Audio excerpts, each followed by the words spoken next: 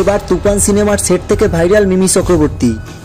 সম্প্রতি এমনই একটা ভিডিও প্রকাশিত হয়েছে ইনস্টাগ্রামে, যেখানে হাসি মুখে দেখা যায় মিমি চক্রবর্তীকে।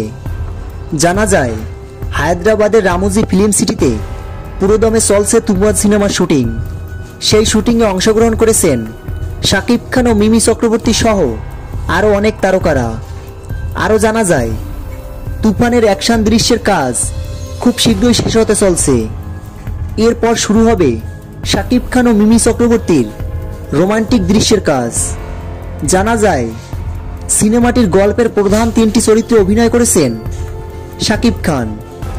এছাড়া বাকি সব চরিত্রে দেখা যাবে এক ঝাঁক তারকাকে। সিনেমাটি অ্যাকশনদাজের সিনেমা।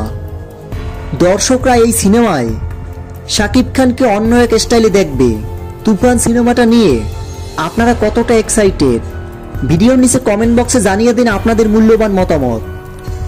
ভিডিওটি ছিল এই পর্যন্ত। ভিডিওটি ভালো লাগলে চ্যানেলটি সাবস্ক্রাইব করে আমাদের পাশে থাকুন। ধন্যবাদ।